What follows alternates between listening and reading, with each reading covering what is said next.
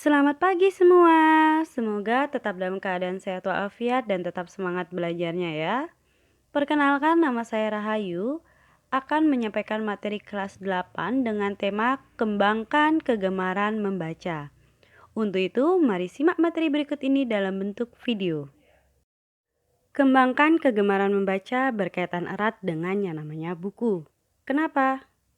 Karena buku adalah jendela dunia. Begitulah ungkapan klasik yang sudah sering kita dengar.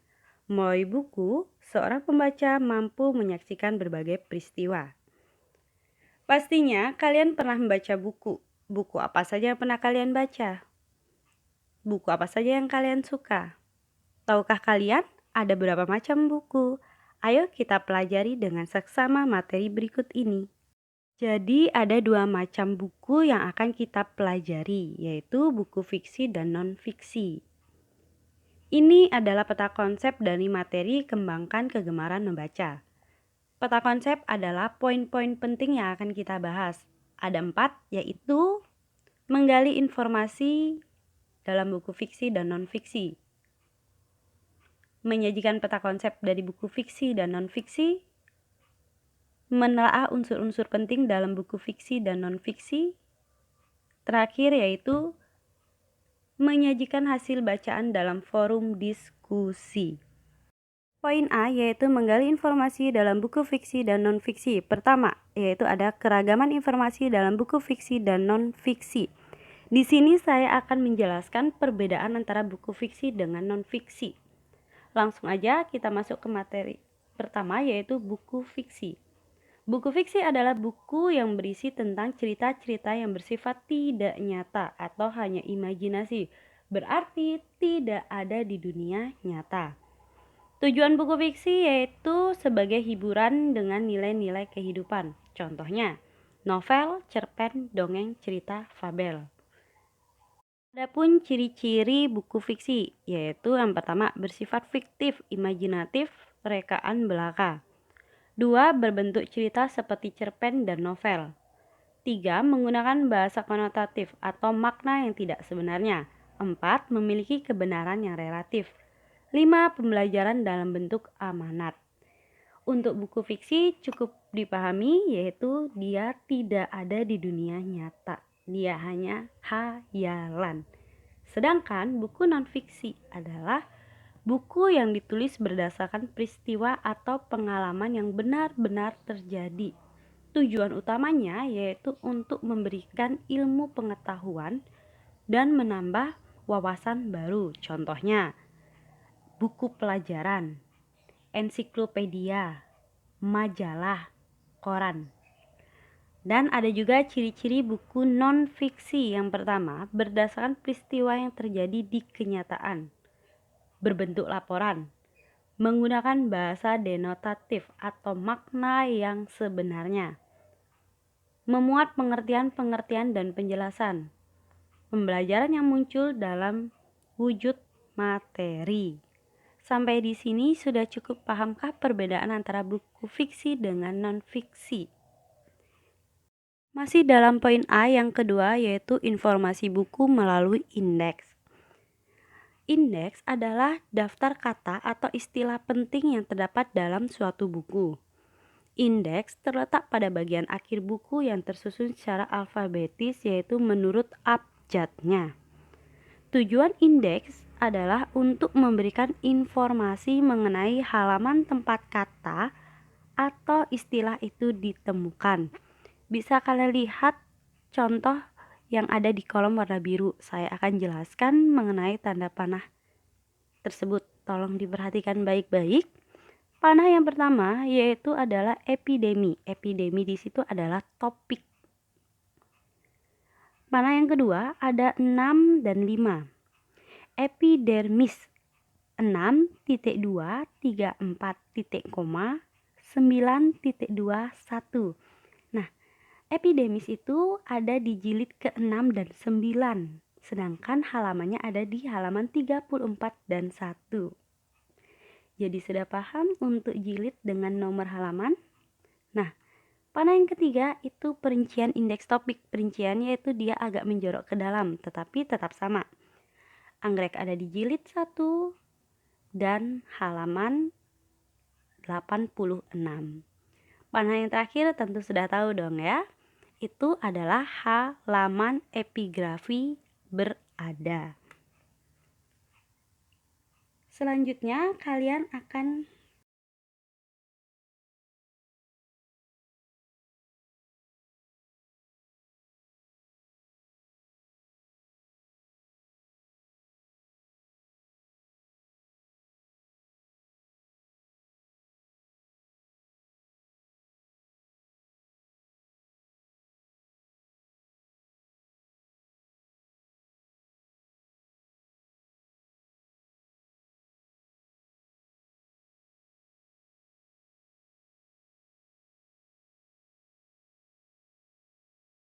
poin B, yaitu menyajikan peta konsep dari buku fiksi dan non-fiksi. Di sini ada 2. Yang pertama yaitu peta konsep isi buku. Peta konsep isi buku dapat berfungsi sebagai catatan dalam bentuk atau format gambar, sehingga lebih menarik dan ringkas, atau kalian bisa membuat poin-poinnya yang akan kalian pelajari. Ini ada salah satu contoh peta konsep dari isi buku. Kedua, teknik membaca untuk menentukan isi pokok buku. Nah, dengan teknik membaca yang tepat, kita dapat memahami banyak informasi dalam waktu yang singkat dan menemukan kata kunci atau gagasan utama dari teks yang dibaca. Biasanya, dalam bahasa Indonesia, kalian akan diberikan suatu teks. Kalian diminta untuk membaca, lalu diminta untuk menemukan kata kunci atau gagasan utama dari teks yang kalian baca. Nah, tetapi harus menggunakan teknik membaca yang tepat. Sampai di sini cukup dipahami. Poin C. Menelaah unsur-unsur penting dalam buku fiksi dan non-fiksi. Yang pertama ada ungkapan sebagai unsur kebahasaan dalam buku fiksi, yaitu ditunjukkan dengan menggunakan majas yang berfungsi untuk memperkuat gaya pencitraan. Contoh majas yang sering digunakan dalam buku fiksi antara lain majas metafora, metonimia, dan simile. Kedua, unsur-unsur menarik lainnya dalam buku fiksi. Unsur-unsur tersebut sudah tidak asing lagi bagi kalian. Yang pertama yaitu ada tema. Tema itu adalah ide dasar suatu cerita. Alur yaitu jalannya suatu peristiwa. Penukaran ada tokoh atau watak dari orang yang memerankan. Latar itu ada latar tempat, waktu, dan suasana peristiwa terjadi. Sudut pandang yaitu merupakan cara penulis menempatkan diri dalam cerita. Amanat yaitu pesan yang ingin disampaikan oleh penulis. Untuk poin C, apakah dapat dipahami materi tersebut? Menyajikan hasil bacaan dalam forum diskusi. Pertama, ada daya tarik bacaan dari buku fiksi dan non-fiksi. Dari buku fiksi, yaitu dapat dipengaruhi oleh unsur-unsur dalam buku tersebut, sehingga mampu menghasilkan cerita fiksi yang menarik, yaitu dengan membaca secara keseluruhan dan mengamati unsur yang ada di dalamnya. Sedangkan buku non-fiksi diperlukan kedalaman pemahaman materi atau opini jika buku tersebut adalah buku opini, yaitu dengan mengamati bagian tema, ide pokok, opini, argumentasi, dan kelengkapan data. Nah, kita masuk ke dalam forum diskusi. Diskusi adalah pertemuan ilmiah untuk bertukar pikiran mengenai suatu masalah. Dan manfaat berdiskusi tentang isi buku yang pertama dapat memahami bagian dari buku yang sulit kita pahami. Kedua, mendapat rekomendasi bacaan baru dari peserta diskusi lainnya. Ketiga, penilaian kita terhadap buku menjadi lebih objektif. Nah, sampai di sini sudah dapat dipahami untuk materi poin D. Daftar pustaka atau catatan kaki yaitu daftar yang berisi tentang semua buku atau tulisan yang dijadikan acuan atau landasan dalam penelitian. Biasanya letaknya ada pada bagian belakang buku setelah indeks. Nah, untuk menulis daftar pustaka itu ada susunan penulisannya. Yang pertama itu ada nama. Nama penulis ditulis paling awal. Ingatlah untuk selalu menuliskan nama belakang terlebih dahulu, baru kemudian dilanjutkan dengan tanda koma. Setelah itu cantumkan nama depan dan tengah penulis buku tersebut. Dan tahun terbit. Itu cantumkan tahun terbit dari buku yang digunakan sebagai referensi. Judul buku ditulis dengan miring. Kota penerbit yaitu di mana buku tersebut diterbitkan, dilanjutkan dengan tanda titik 2. Terakhir adalah nama penerbit yang mencetak buku tersebut. Biar tidak bingung, silakan kalian lihat contoh yang ada di samping berikut. Nah, ini adalah contoh dari daftar pustaka dari buku tersebut. Ada data buku. Data buku dapat kalian lihat di bagian depan buku yang akan kalian gunakan. Di bagian awal setelah cover itu ada data buku. Di sanalah kalian bisa menggunakan data tersebut untuk membuat daftar pustaka. Selanjutnya ada cara penulisannya. Seperti yang tadi sudah saya katakan, untuk susunannya tidak boleh sembarangan, yaitu sudah ada aturannya.